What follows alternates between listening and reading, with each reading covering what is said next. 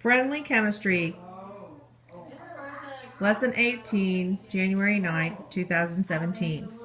As you know, we didn't have Friendly Chemistry today because of the snow day. So we're going to review online. You're going to need your master list of ions, your periodic table of elements, and your book. You can pause this video at any time. Let's review. If you start on page S129, that is where you'll find your master list of ions, if you have forgotten. And we use this list of ions, you're right, to make polyatomic ions, which is ions made of two or more elements. For example, calcium carbonate. If you look, there we go. If you look, you've got the calcium, which is Ca plus 2, the carbonate, which is CO3 minus 2. When you put that together, they're even, so it's 1:1 ratio. So we checked it, we made sure it was even, and that's important. Do another one. Hydrogen peroxide. Hydrogen is H plus 1, peroxide is O2 minus 2. You put the H plus 1 next to the O2 minus 2, and you find out that they're not even, so you need 2 molecules of hydrogen to make a balanced hydrogen peroxide. It's always important to have your stuff balanced. But that's very small numbers, right? So we had a scientist named Avogadro who came up with a number to convert just simple ions to a mole, which is another type of measurement for ions. And his number, as you remember, is 6.02 times 10 to the 23rd. That allows us to convert atoms to moles. Okay. Moving on. Now we're on S142. 1 mole, why are moles important? 1 mole equals the atomic mass in grams. And why do we need grams? Because grams are needed when we're measuring out or weighing out elements for the lab. So, if we need 2 moles of carbon, it's going to be 2 times whatever the atomic mass is, grams per moles, and that's going to give us our total grams. Remembering that, where do we use? Carbon, there it is. Remembering that the number, the atomic mass number, is up underneath, and it usually has a decimal, and then we round.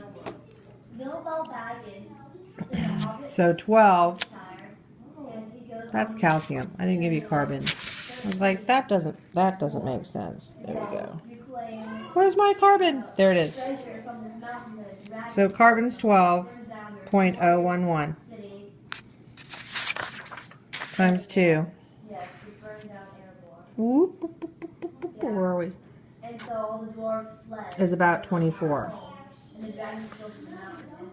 atomic mass. We use the atomic mass to find the formula weight. That was in chapter 17. We used to find the formula weight so that we can use an appropriate amount in the lab,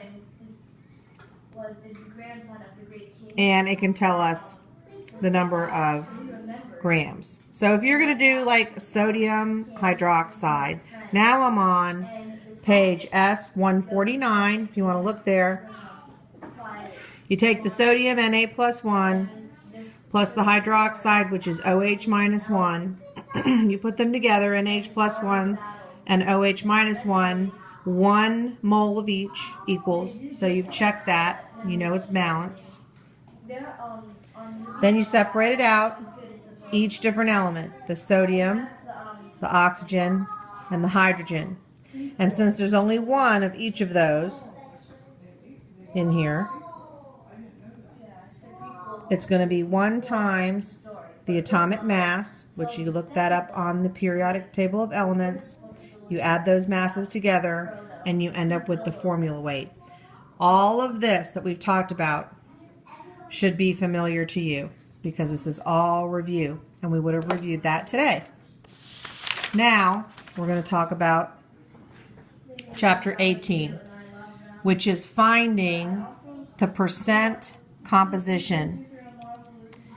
In labs, you may need different amounts of a material that's not necessarily an entire mole. So we need to be able to figure out what percent of each compound has each type of chemical. Like say if we go to sodium chloride, here's your sodium, Na+1, and your chloride, Cl-1. They're -1 and +1, so you only need 1 mole of each. So you've checked your balance.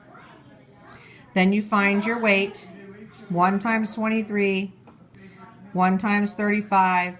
You add them together, you get 58 grams. But what percent of the 58 grams is sodium? What percent is chloride? We'll say you need 500 grams of sodium chloride in order to do your experiment.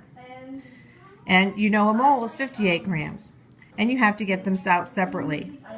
So what they'll want you to do that is to find the percent composition, which is easy. First you find the weight, then you take that amount divided by the total you need times 100%. So here's your sodium. It's 23 grams out of 58 grams, so it's 23 over 58 times 100%, and it equals 39.6%. The chloride is 30, whoop, I moved the thing, sorry. The chloride is 35 grams out of 58 grams in a mole times 100%. Gives you the 60.4%, which is over here. You can check that by making sure it's very close to 100%. Every once in a while you get 99 point something for rounding. The easy way to do this in math is to take your 23 times 100 and then divide that by 58, or 35 times 100 and divide that by 58, because literally it's going to be 23 over 58 times 100%. So you multiply 23 times 100 and you get 2300, and you divide it by 58, and that's going to give you 39.6. Does that make sense?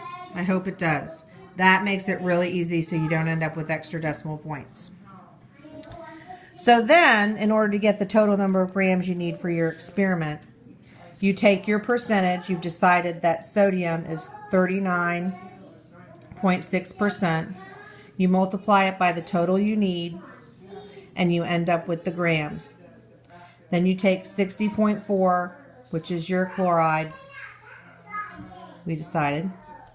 You times that by the amount, which we needed 500 grams for the experiment. It gives you 302 grams. You check it. You have 500 grams total. So you know to do the experiment you need 198 grams of sodium and 302 grams of chloride. That should be the same as in your book. I wanted to walk you through at least one because I'm going to assign you the rest of that chapter for this week. I'm sorry I missed you today. I'm looking forward to working with you next week. See you in class.